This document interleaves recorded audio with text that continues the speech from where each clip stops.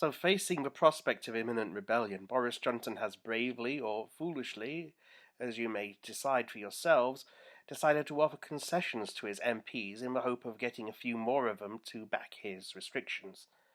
Specifically, a nearer review in the start of February as to whether the lockdown should continue, um, a, um, a regular review of which tier different sections should be in, and the tantalizing suggestion that maybe, just maybe, small rural areas that have been tier 3 may be downgraded to tier 2 uh, if they stay at a low level.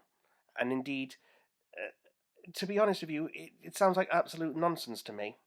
I know that a great many people faced with the prospect of being stuck in tier 3 desperately wanting to let off steam and knowing that a short half-hour drive away a local village pub is open, or a small art house cinema in a small town, will be tempted, irresistibly tempted, to just head off and make up some story at the door.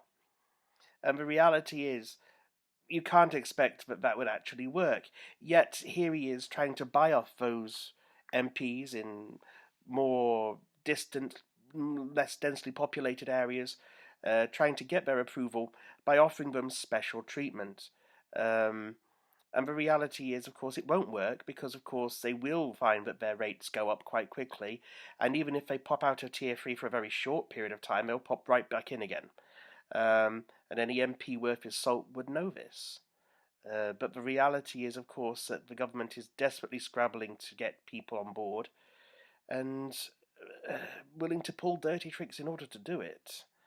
And will it work? Well, I wouldn't hold my breath. People are a bit wise to it now, I feel.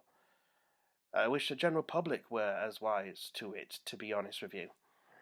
But there is such a level of coronavirus fatigue at the moment that people really don't want to hear the news about what our politicians are or aren't doing. The assumption, quite accurately, seems to be largely not very well.